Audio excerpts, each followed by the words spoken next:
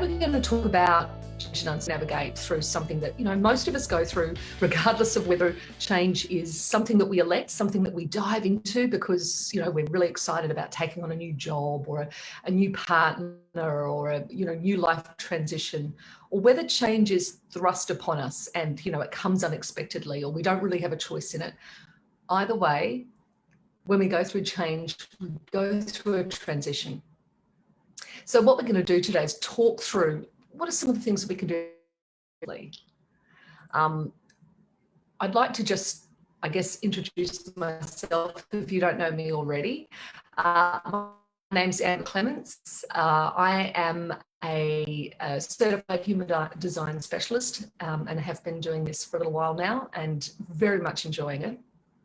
I'm also a qualified transformation coach and consultant. I've worked for probably before I was really running my own couple of businesses around change and around human design. I was very much working as a change coach and a organisational change manager in various organisations all over the world, and enjoyed that very much. But obviously, doing change and transformation more at an individual level was really where my passion is. So that's where my business now has been redirected, and I'm getting probably a little more reward and value from that type of work. I'm also a reflector, human design reflector 1-3, and if you may have seen my book that's just come out recently, kind of been flashing around. I've written a book about reflectors, which was really, for reflectors, fellow reflectors who are struggling to find a lot of good information. So I've tried to make some really practical information around how to live as a healthy and happy reflector. And also for people who love reflectors. And because reflectors are so open, there's a lot of great information about openness in there. So there might be some value in the book for some people who, really have a lot of openness in their chart as well. So that's a little bit about me. I'm a passionate traveller, although obviously with the world as it is, I haven't been doing very much of that lately, unfortunately. And I would say, I really like to think I'm a student of life. I love studying, I love learning, I love whether it's formal learning or just learning from experiences with sharing. I'm going to take a little journey through through change and transformation. And at the end, if you've got some questions and we've got some time, I'll be able to answer them for you. So when change comes along, and whether, again, it's change that we've elected or change that's been thrust upon us, there's quite a few different emotions or feelings that kind of come to us when we're going through a change. And if it's a change that we're electing, it might be an exciting change, but it can still have some fear, anxiety, struggle, overwhelm, all of those emotions that come with when something's changing and we're moving from one current state to a new future way of being, whether it's a situation, a partner, whether it's, home, or it's just a transition within yourself, a behaviour change that you're trying to make. Now, how change element moving house. There's a change, maybe you're moving to a new location, but if also at the same time you're going through a divorce, you've had a job change, maybe you've just lost someone, or there's a lot of other change going on at the same time. That small, well, relatively small, and I probably position for you if you've got other things happening at the same time and other change going on. Also, how we cope with change is what's changing. Is it something that we've, that's just a small, changing suburbs versus what's changing where we've got a new job or we're moving, overseas or something like that. Our past change experiences will dictate as well sometimes how we cope with change. If you missed that last little bit, I was just talking about how our ability to cope with change, it's affected by quite a number of elements. And I was just going through some of those on the list there. Obviously, if we've got a lot of support, that's going to help us cope with change better than if we're really very much on our own. How much choice we've had in the change, how big the change is, the magnitude of change. I mean, if you're going through a life transformation, that's going to, probably be harder to cope with than something that's a simple change. Also, there's a number of elements or traits within our human design chart that give us clues about how we may deal with change, and areas that we maybe will hinder the change process, and areas we can lean on to help us change, more successfully. And we're going to look at some of those as we go through today. Our circumstances, how resilient we are, and of course our conditioning. There's a number of elements that really will affect our ability to deal and cope with change as we go through a transition. So even when we go through a change that we elect, we decide that we're going to get married, or we decide we're going to take on a new job, or we're going to move somewhere, even if it's a change that we elect, change can still feel somewhat distressing. And it's particularly distressing if change is thrust upon us. And I really think about what's happened last year for the whole world, the pandemic, how it's really changed our lives, sometimes for the better, sometimes we've just been sort of thrown completely out of sync. So why does it feel so distressing? What is it about change that really throws us off kilter? And so I want to look at a model that I've adapted from Kubler-Ross's grief cycle. And when we go through a change, we actually go through a process that is somewhat similar to grief, particularly if it's a change that we haven't elected ourselves to get into. So when change first comes along, so let's say you've lost your job, or it's, and it's somewhat, for whatever reason. The first phase that often we go through is a denial phase, where we're in disbelief. Oh, that can't be. I haven't lost my job. No, that's not true. There's a shock. It's almost avoidance of accepting that something is changing. Once we get through that period, and that period could take as long as it takes, we tend to go into a resistance phase, where we might get angry. Oh, that's not right. That's not fair. I should, there's that kind of anger, anxiety, hostility, frustration that comes up. And then, we may go into a bargaining phase. Well, okay. Well, if maybe I could go back and say, I'll work for half pay, or I'll do this, or I'll do that. You're trying to bargain, whether it's with yourself, with externally or internally, to try and deal and find a way to cope with the change. And then sometimes we go into a depression. Sometimes we get really low with the change because we've realized that it's happening. We're over the shock. We feel like there's nothing we can do. It's a feeling of powerlessness, and sometimes we go down into a depressive cycle. And then hopefully we actually are able to move through that process into an acceptance phase, where we're exploring the idea of the change. Okay, so this is what life is going to be now that I'm unemployed, or now that I haven't got that person in my life, or now that I'm doing something differently. And we start to explore and maybe test what it might be like in that new way. Okay, well, maybe I'll go and start looking for other jobs, or maybe I'll go and, whatever it is that you feel like you need to do to start accepting the change. And ideally you get to a place then where you're in full commitment of the change. This is the new way. This is how I am now. This is my life, and I'm going to get on with it. And whilst we go through this as a bit of a process, we can go back at any time to any of those phases. So you might be in the acceptance, kind of exploring the change, and then something comes up for you and it just sends you right back into the anger or the resistance phase, where you're really frustrated about it. And so it's certainly not linear. And depending on what the change is and what your experiences are, you can kind of come into this cycle at any point. And what we need to understand, I guess, the reason I'm showing you this is that this is a process that we go through, and there's no point resisting it or getting down on yourself for feeling that way. It's a natural flow. It's a natural flow of how we deal with change. And so it's important to just help yourself move through it, rather than try and feel like, beat yourself up because you're feeling this way about a change. So why is change so hard? What is it about change that makes us sometimes kind of go, ugh, so to speak? There's a thing called homeostasis. And homeostasis is basically a Greek word that means same and steady.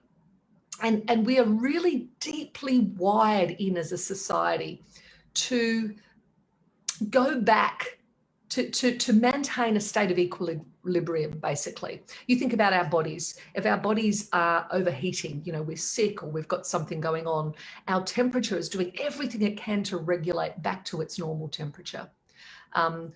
You look at the world, anything that is upset, where we upset the status quo, Mother Nature and everything is trying to get it back to that state that it was initially.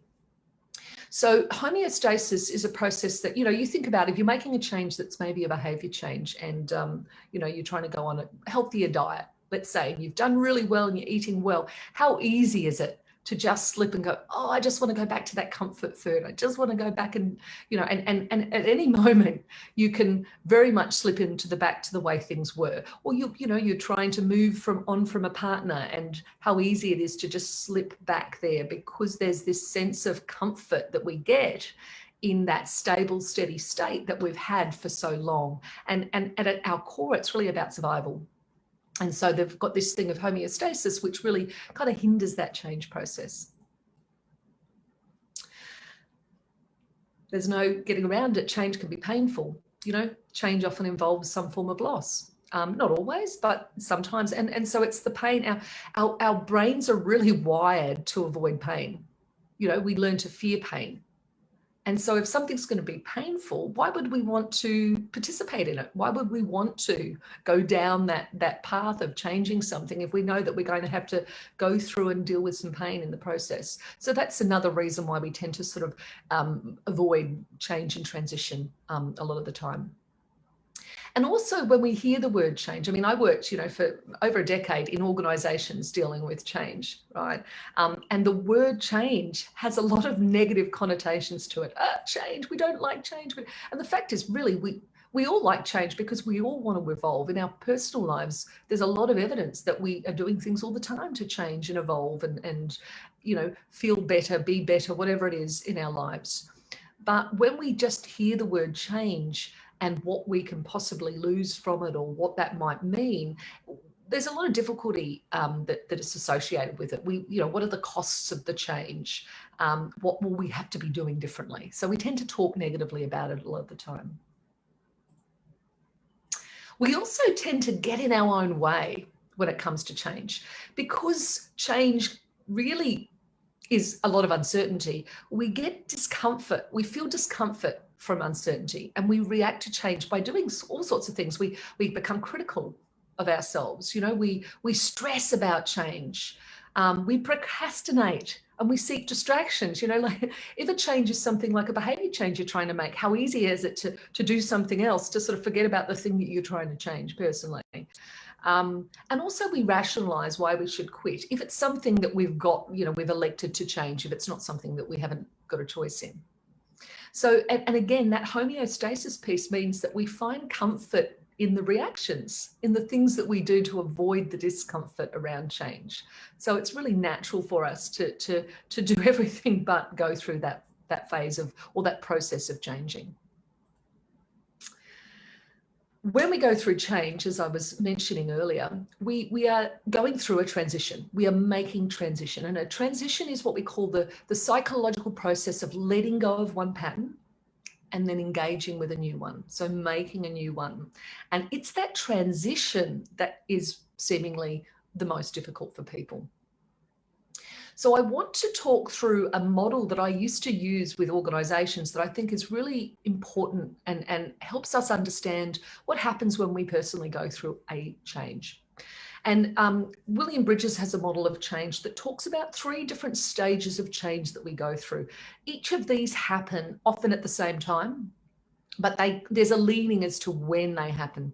So the first stage that we typically really get involved in, excuse me, is the ending stage. And the ending stage is when we're going through a change, there's a period where we need to let go of the old way and the old identity. And it's really about letting go. And I'll explore each of these stages a little bit more in a minute. Then there's a stage of, after we've let go, we're really in what we call the neutral zone. It's that in-between time where the future is not yet decided, or we haven't quite moved to the future, but we've sort of let go of the past, and we're in this kind of limbo land. And that tends to be the difficult set part, and we'll come back to that. And then the last phase or stage is really about new beginnings. It's when we've accepted the new way, we know that this is coming, and we've started to make tracks toward that new way of existing or being or whatever the situation is that we're moving toward. So when we look at the endings stage, the endings is the bit where we really need to acknowledge the change. In other words, we need to accept that change is actually happening. Until we actually acknowledge that something's changing, we can't really move through a transition. So when we're stuck in that denial phase, and we need to, you know, if we need to go through that for a while, then that's what we need to go through. It's really about allowing yourself to go through the process and not to try and force yourself and push yourself through something, but to just be gentle with yourself as you move through this stage.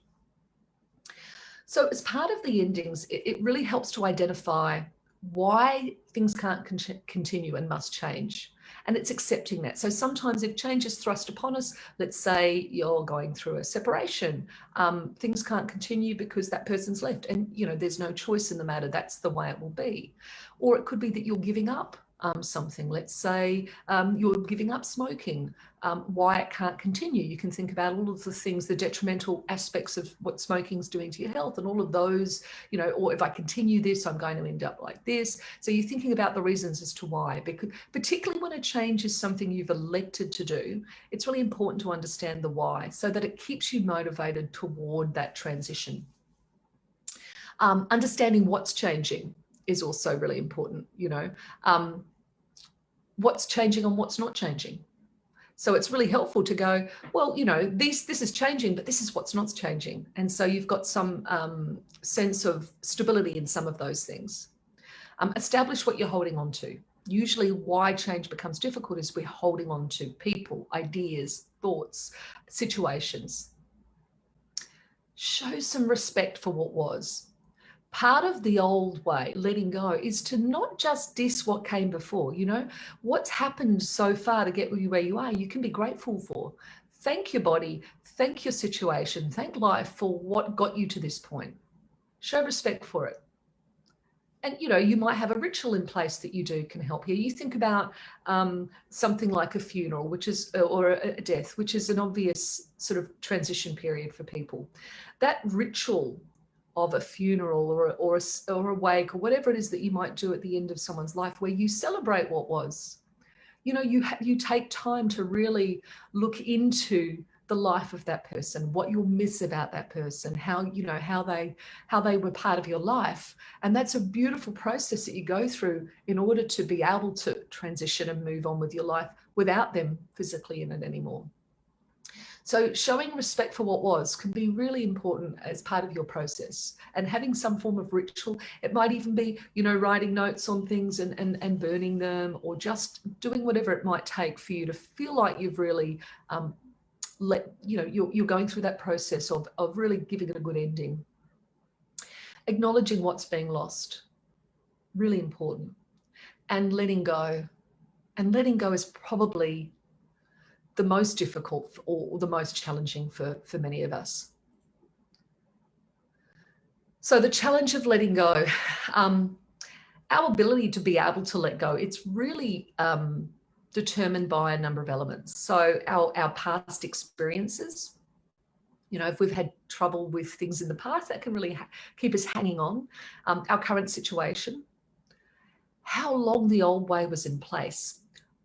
Let's take, for example, if you're going through a divorce. If you were married for 40 years, so you've been with someone for 40 years and then you're going through a separation, that can be really, really challenging, and maybe more so than someone that has perhaps been married for 1 year. And I'm by no means taking away from the person that's separating after 1 year, but the length of time, the more we've become used to the current situation and we've adapted to it, sometimes the more challenging it is to let go of.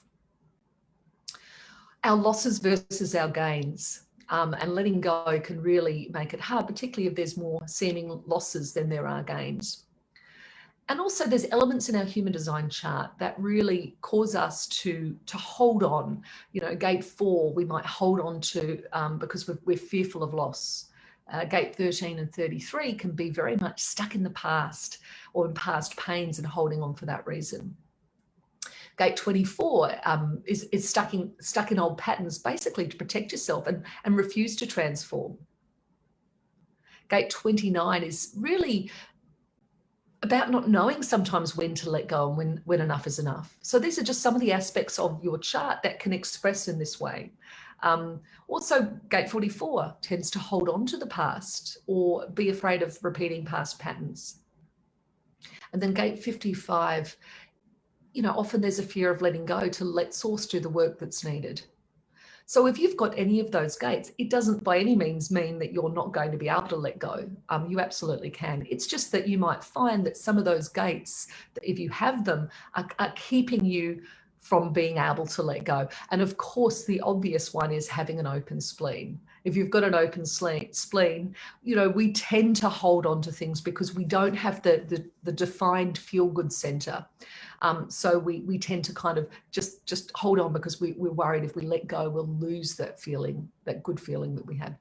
So once we've moved through the endings, and remember, endings can take just, throughout the whole process can continue. But once we've sort of at least accepted what was, and we've come to terms with what's changing, we're in what we call the neutral zone. And it's this uncomfortable time in limbo when we don't always know what's going on. So you think about a journey, any journey, if we're taking a journey and we're going to from one place to another, would be wonderful if we could just click our fingers and get there. But most of the time we have to take a journey to get there. And this is that journey where we have to travel and transition from one state to the next. During the neutral zone, because of the fact that we're in limbo, because of the fact that things feel really uncomfortable, there's a lot of emotions that can happen here. And I've got some listed there. It's going to be a really lonely time, difficult, strange, disorientating. I think of just recently, less than a month ago, my beautiful, beautiful German Shepherd, Max, died unexpectedly. And he has been by my side, literally would have been here now by my desk if he was alive. And losing him really threw me. And once I acknowledged and accepted that he was actually dead, realized that as much as I tried to bring him back to life, there was none of that. I went through a really strange time at home. I couldn't kind of get comfortable. I didn't want to be at home. It just didn't feel right. The house that we have was very much big enough for him. The reason we had the house, so it was I was questioning, do I need to be here anymore? I just was out of sorts. And, obviously the death of the dog is minor compared to the death of a loved human or some of the other changes we go through. But I'm merely showing this as a demonstration of the fact that we go through this period, and it can be as long as short as it needs to be, where we don't really know what we're doing, and it's okay. It's really part of the process to give yourself the space to see what shows up, and while you're in the neutral zone, to not try and force something to happen. So for example, in that uncomfortable state, my husband suggested, well, let's go and get another dog. Let's go and to fill in that void with another dog. And as much as maybe that will happen at some point in time, it wasn't about that. It's really about letting ourselves feel, letting ourselves go through the process without trying to fill the gap, sitting in that uncomfortable state and that uncertainty, and not really trying to do anything about it, but just to feel it and go through it and just gently nurture yourself through it. That is one of the best things you can do in this zone, because often we try and fill those gaps and we try and do something about it. And it really doesn't help us through the process, because particularly if we've bottled things up and we've pushed it down, those things come back up at some point later on. So the neutral zone, as I mentioned, is the hardest stage.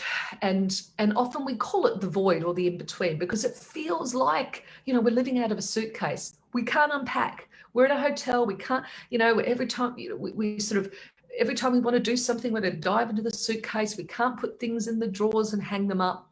We can't, get on our way and go somewhere because we don't really know where we're going. And until we feel comfortable and we get through that zone, we just have to allow ourselves and accept that in some ways we're going to be living out of a suitcase for a little while until we're through this part of the transition.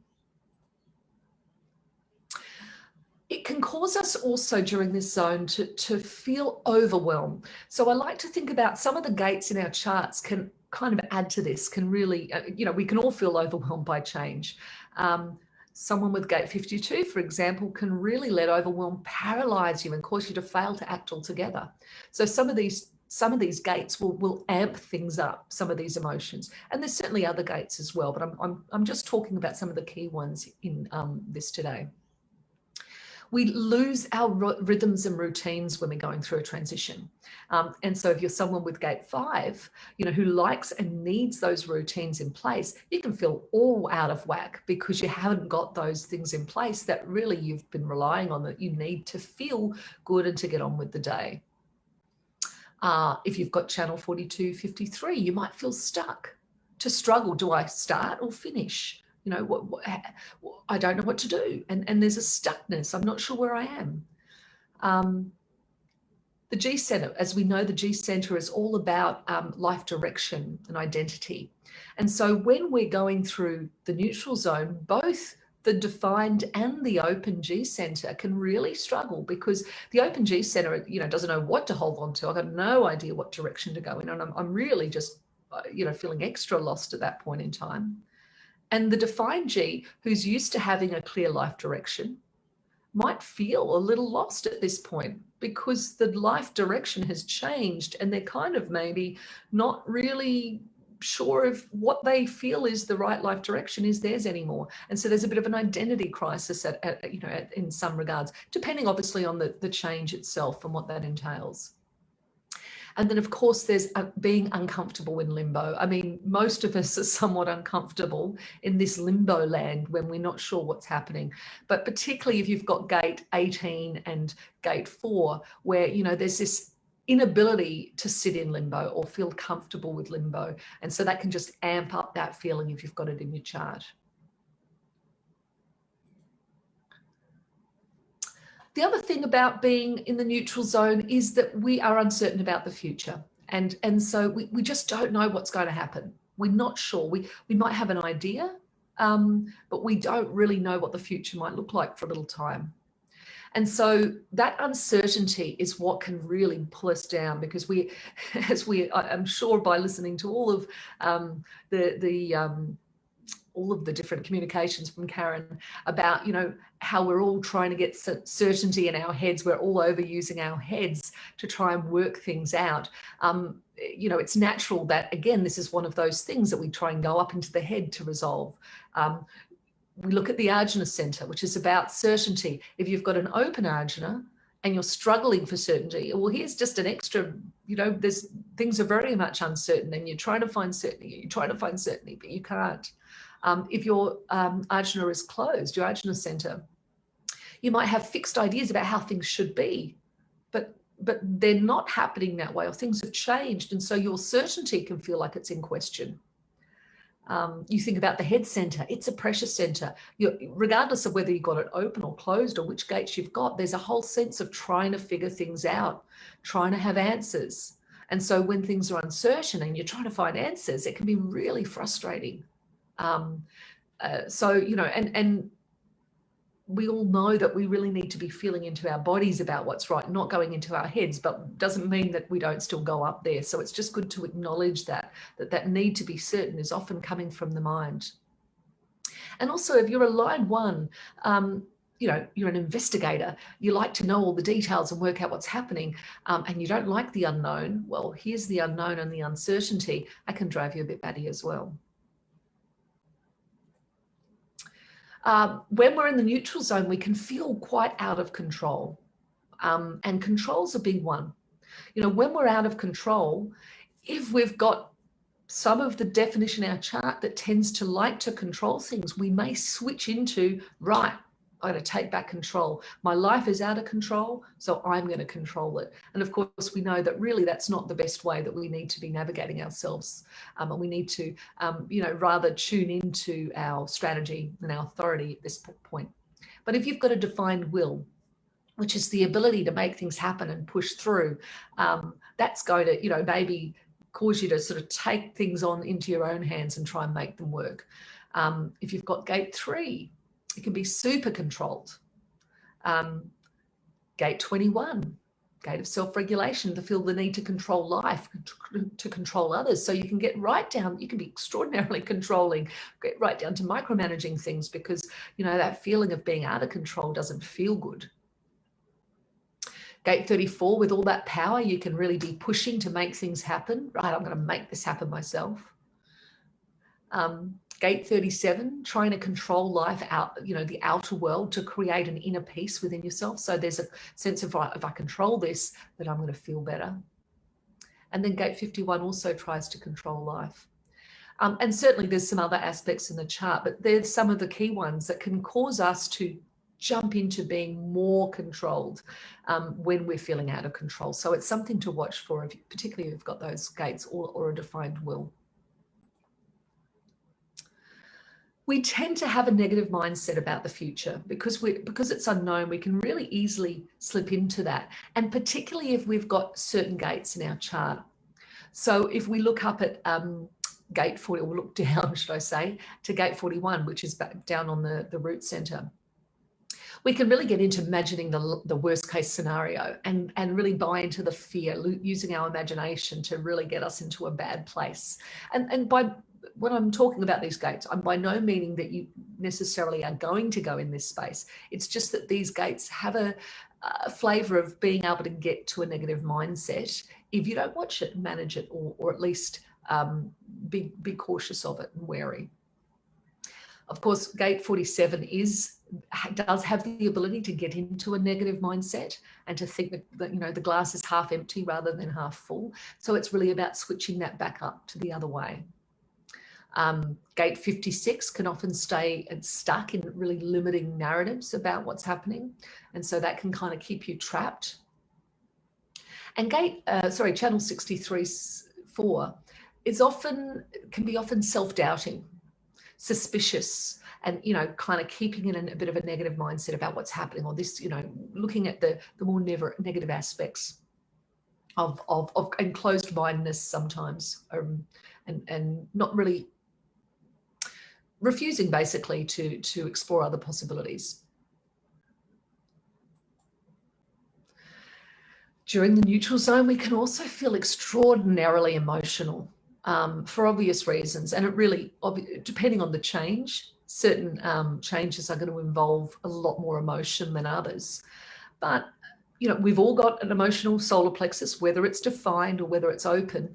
So we're going to have some form of emotional response to our situation. If your solar plexus is open, there's a desire to make things better, and you're sitting in an uncomfortableness of the people around you, and particularly if you're going through a change that other people are also going around in. Open solar plexus in this environment at the moment globally, with what's going on, the emotional roller coaster that you can end up on, picking up all the emotions around change and what have you around you, can be quite overwhelming. If your solar plexus is defined and triggered by the change itself, think about that emotional roller coaster of highs and lows that you might be going in, and it's really important not to make rash decisions when you're at those high and low points of your wave, particularly because they can cause you to do all sorts of things in a way to not feel that emotion, to try and escape that emotion of change and that uncomfortableness that you go through. And then if you've got gate 19, which is a very sensitive gate, and you might be really tuned in to what's going on around you, you might end up shutting down your own needs and wants during this time because you don't want to feel and pick up those emotional energy that's around. And of course, we all have our own emotional theme, whether we're frustrated, angry, bitter, disappointed, depends on the type that we are. we may, that emotional theme may come up during a change. And so it's important to allow it to arise, because we can't, that's part of our response to things, but to really allow us to move through it so that we're not staying stuck in that emotion that really keeps us trapped. Victim consciousness. So something that happens in change, particularly when we're in the neutral zone, is that we can become a victim of our circumstances and blame other people and blame the situation around us. And so, you know, the gate 10, that can express as victim consciousness. Sometimes gates 33 and 13 can stay as victims in their own stories. Gate 28 can fall into a victim consciousness and feel like everything's going to be too hard. So, and there's some others in there, but the idea is that we need to try and resist feeling like or thinking like a victim in this circumstance, because it's not going to serve us. We can feel fearful. And I, you know, without going through all of these, because we'll spend a while here, the fear of inadequacy, the fear of the future, the fear of the past repeating, the fear of failing. There's all sorts of fears that can play out. All the fears of the spleen, if you've got a fear in the spleen center, that can really come up for us when we're going through a change. There's also, you know, channel 5710. We might stop experimenting and experience, you know, exploring something new because we fear of failing. There's a lot of fear gates in the chart that the fear of failing really come up. So if you've got one of those gates, it would be something to watch, that you're not progressing because you're stuck in a fear state. And obviously fear isn't, it's fine to feel it, but it's important that we move through it. And some other challenging behaviours that can come up, certainly, is we can become impatient and we can force right timing because we've lost trust in the divine timing of things.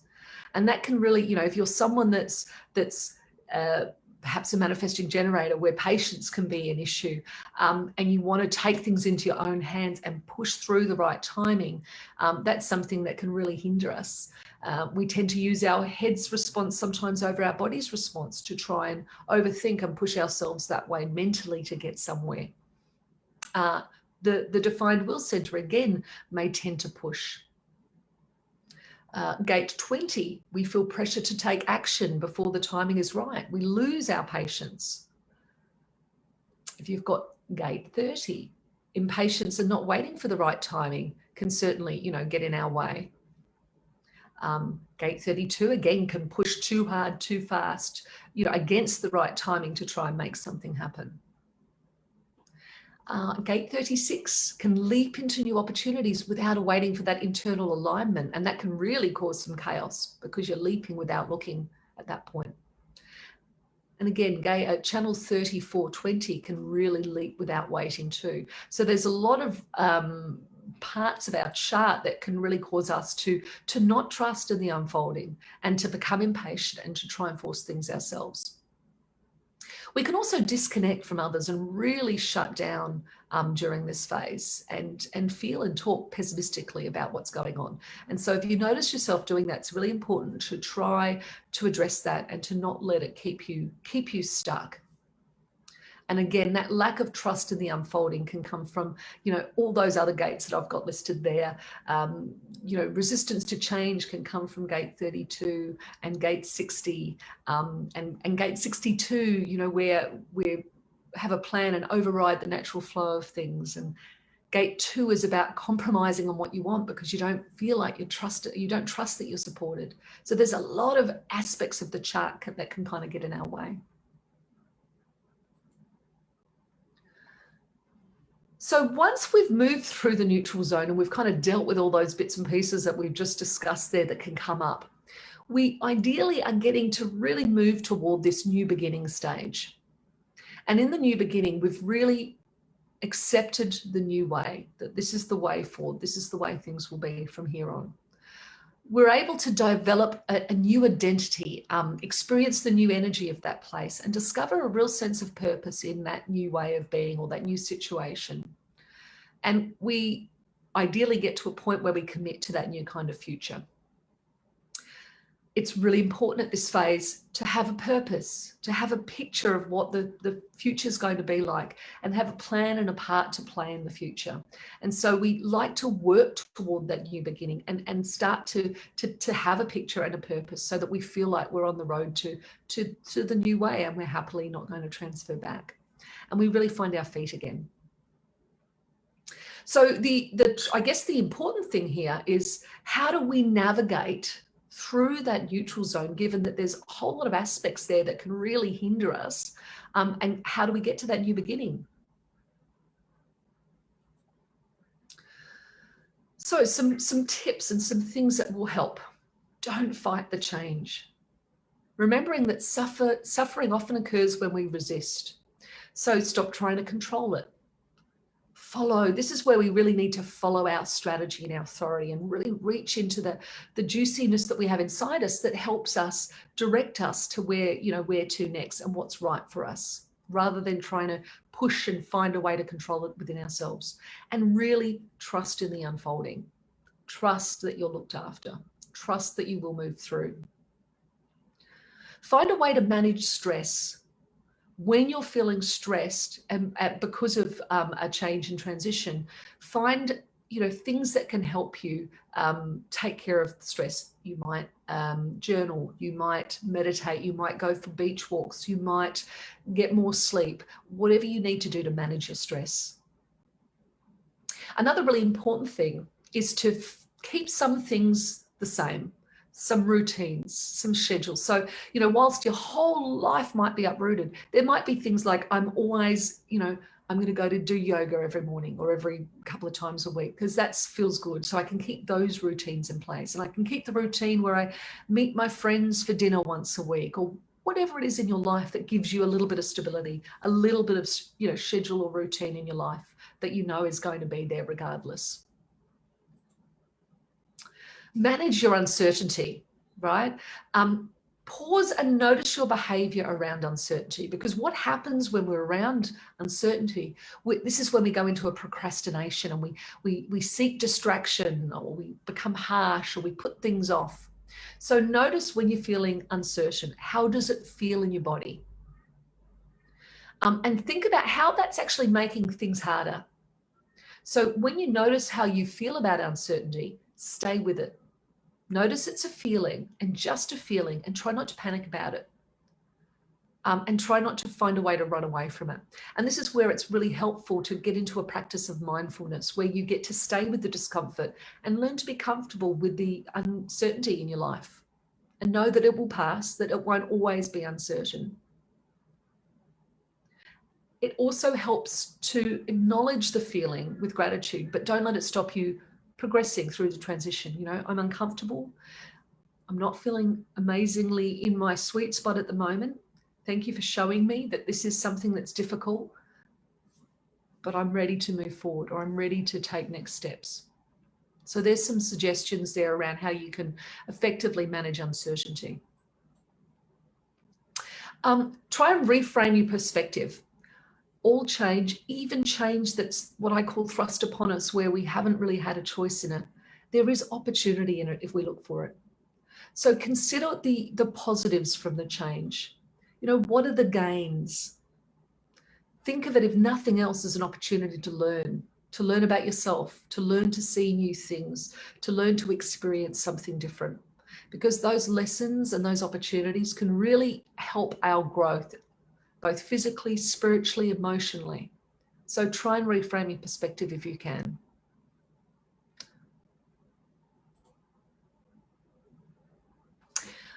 Determine what's in your locus of control and work with that. So what that means is, there's some things that we are able to control, and there's some things that we're not. And I'm not talking about taking control over what's naturally needing to occur, but you might not be able to change. It's out of your control that perhaps, I don't know, someone has separated and left you, right? You might not be able to control that, but there's things in your life you can control. You can control things that you're doing on a daily basis. You can control how your mind, how you let yourself drift off into negative talk. You can control what you eat. You can control certain things yourself that are healthy for you. And so focus on looking after those things and not trying to control something that isn't really controllable, because it'll end up really frustrating you. So it's about, working with what you can work with. And find ways to deal with and release the feelings you're having. When you're feeling emotional or distressed or whatever it is that you're feeling in that transition phase, get out there and release the feelings. Go for a jog, talk to somebody, go for it, do some dancing, whatever you need to do to release the feelings. Have a cry. It's important not to keep them in. Also, when you're going through a transition, really important to eat well and exercise. So taking care of yourself is going to take one extra strain off your body that it needs to cope with. And it helps you be in the right frame of mind to deal with the stress. Connect with people. It's very important, particularly when you're going through a transition, to have some support mechanisms in place, people that you can talk to, people that you can spend time with, even if they're a distraction, as far as you're going to hang out with them to just to feel good in a good way, and so that you're not feeling lost and isolated from all that's going on in your life. And seek support when you need it. Sometimes you need to go and see someone. Sometimes you need a little bit of professional support, and that's okay. Make room for exploring and failing. If you're trying a new way, give yourself the opportunity to try things. Okay, I'm going to try this new thing, and it might not work. That's okay, that particular way. It's okay to fail and in small ways, and then try something new. It's all about exploring. I thought I could do this and maybe I'm not ready, so I'm going to try something else. And so it's just giving yourself the ability to not judge, not be harsh on yourself, but to allow. And celebrate any micro wins that you have along the way. You tried something and it worked. Celebrate that for yourself. It might be the first weekend you haven't been stuck at home in front of Netflix because you're feeling so down about something. You got out today. You went for a walk. That's a win. That's a positive. Spend time with self-reflection. Ask, what's the worst that can happen? Usually the worst that can happen isn't the worst that can happen, as in life. And so obviously if that is the worst case, then you wouldn't bother. But most of the time, the worst that can happen isn't that bad. It's something we can cope with. And that helps. And to have a reflective process in place to notice how you're going along that journey. And get proactive. Prepare for things you can. If there's something you can do to prepare, it helps us to feel like we're transitioning on the right journey. Where you can, give yourself a break. As I've said, remove those expectations, those must-dos, or any negative talk. Really important to just be gentle with yourself at this time, because it's a difficult process often to transition, regardless of what the change is. So be patient. Give yourself the time you need to make the transition sustainably. Don't push, just allow. Give yourself space. Open yourself up to the space and the transition that you need to get there. And just be gentle. And finally, practice some mindfulness. So if you can create a little meditation mantra that you can support yourself through the transition, that you repeat every day. I'm safe, I'm loved, I'm well, or something that you can just repeat, particularly when things are feeling difficult. And that's a way of really bringing yourself back into feeling supported and trusting. Be grateful for what you have, all the good and the bad. The lessons that you've learned, those great teachers that have happened, that have taken you to where you are today. Really important to find gratitude, as most of us know how powerful gratitude can be. Create a vision for the new way. Think about what the future is when you get to that place, around what are the people, the places, the experiences, the situation, how does it feel? Picture how it feels being in that space. See yourself as happy, safe, fulfilled in that future manifestation that you're heading toward. And plan some small steps, just little things that you can do to help you moving there. Doesn't matter how small they are, it's all part of that journey and that allowing process. So I know I've kind of whizzed through some of those elements, but I wanted to get some of those points out today to make sure you've got some tricks in place to help you on our change journey. We're all going through it.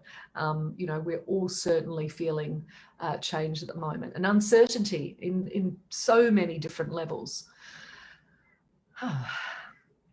So what I'm, without getting straight to it, because I know we haven't got a lot of time left, I just wanted to bring your attention to, you know, anybody that's going through a transformation, a change, and that wants some support, or that wants some guidance and some regular check-ins. I'm offering a 12-week transformation program which helps you navigate a particular life transition that you might be going through. There's, you know, a number of aspects that we deal with and we cope one-on-one during that 12-week program. I've got a special discount today for the program. Anybody that's viewed this and can use that coupon code there, that is 20% off the program, and that's available to purchase before basically I think it's about a month's time. So if that is something that you're interested in, or if you've got a question, you're more than welcome to get in contact with me, even to have a quick discovery call initially, if that's, you know, helpful to see whether it's right for you. But my journey now is really to support people through transition, because we all need support. We all need to sometimes just have a nudge and a little plan in place that can really help us just to transition and move forward, so that we feel safe and supported and nurturing of ourselves as we go through that process of change and transformation. And so if you're interested in the program, my website is amberclements.com. The transformation program is there as well. I also obviously do human design sessions. I do both readings and coaching and relationship sessions. I've got a whole suite of those. Again, you can find them on my website, or any other information. I've got a transformation community update that I send out once a fortnight that's got some tips and tricks that you're welcome to sign up for. And I also have, and obviously I'm based in Australia, but I work with people all over the world. But if you are Australian based, you know, do offer in-person sessions as well. And I've got a few different socials there, so because I you know, focus sometimes on Australia, but I certainly aren't limited to Australia. So you can find me on all of those socials there. And also I have a Change Your Way website, which has got a little bit more detail about some of my human design practice and what I can offer. And Cindy, I know that's, we're not far off the hour, but if anyone's got any questions. We did have a couple questions that came in during the talk on Zoom. They said, I'm still in this void after major loss and having difficulty returning to work, but I have to. I don't know how to balance nurturing myself through it while having to be in the work environment. Any suggestions? Sure. When you're going through, so when you've got there's obviously things that you need to be doing while you're going through a transition and a change. This is when it's really important to, on a couple of levels, to both protect yourself. I always say when you're going into the workspace, and you'll particularly, and it will depend often on your chart as well, I always help look at the openness, but to protect yourself, to picture yourself protected, whether it's in a bubble of white light or something that you can do to help you before you step into the workplace, feel protected from the energies and the things that you've got to do in there. But also to have some strategies in place around what you do in your time away from work that can help you emotionally and mentally prepare for that phase. If I mean, I don't know your situation, if you have to work and you really have to get through that process, is what can you do to help take back some of your own ability to cope? Is there something that you can ask for in the workplace that would help you? Maybe you could ask to, as I said, I don't know your situation, but work from home a little bit, or you could ask that you have some time in the week where you can shift some hours a little bit to allow you to give yourself the nurturing you need in the morning, for example, before you go into the workplace. It's hard without knowing your specific situation because that's very generic, but there's certainly things that you can do, one for yourself in your own time that help you cope better, so that when you go into work, that you're not feeling so overwhelmed, but also to protect yourself and to not let the work situation and the people in the work environment actually impact how you experience work and get on. And sometimes for some people, it might be that the work is the wrong place to be in, and it might be about also trying to find a way to do something else in that transition period. But as I said, it's everybody's unique. So it's, without knowing your situation, it's a little bit hard to give you something that's really, really tangible at this point. Then we had one question that came in on Facebook from, now I gotta find it. If you don't have it, there was one of our people on Facebook that said they feel overwhelmed, but they don't have the gate 52.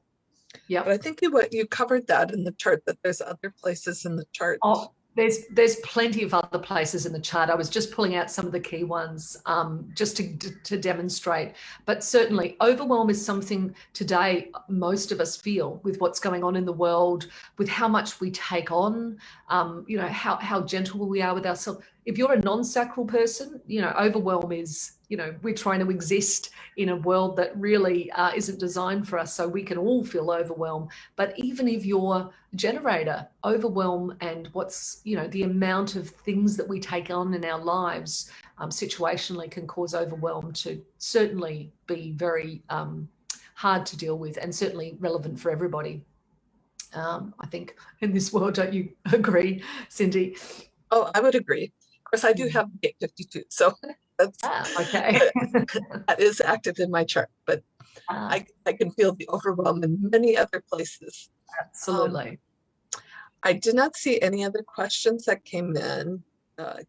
Kit said, thank you, Amber, enjoyed the presentation and points made. Shelley, who's a question on overwhelm, was that, yep, holding her hand up, non-sacral being, thank you. Oh, there you go. and I just want to say as well, the lady that asked the question about what she's going through, please feel free to email me. And if I can help you in some way, even just, have a chat or something, I'd be more than happy to, because I feel like I could have given you a more specific answer there. Well, I want to give a shout out to you, Amber. This was a wonderful presentation, but I also want to shout out, because you didn't put it in this presentation, Amber is a recently published author, and her book is available on Amazon. It is, now I'm going to, it's called The Human Design Reflector, Barometer of I was going to barometer. That's okay. I don't expect you to. And it's designed specifically for reflectors or anyone that loves a reflector or has a lot of openness. It's really about my story and tips around how you can help exist as a more healthy and happy reflector. So, and you can find it on Amazon. So, and congratulations on that book. Yes. Hey. And thank you so much. This was a wonderful presentation. There were people that said that they're still in the void. Yes. I think all of us kind of, just because of the last year, might be feeling a little bit in some parts of our life in the void. Absolutely. We're all in the void, aren't we?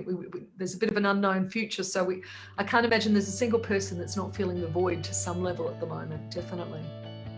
Okay, well, thank you very much. You're welcome. Have a great day or evening, wherever you are.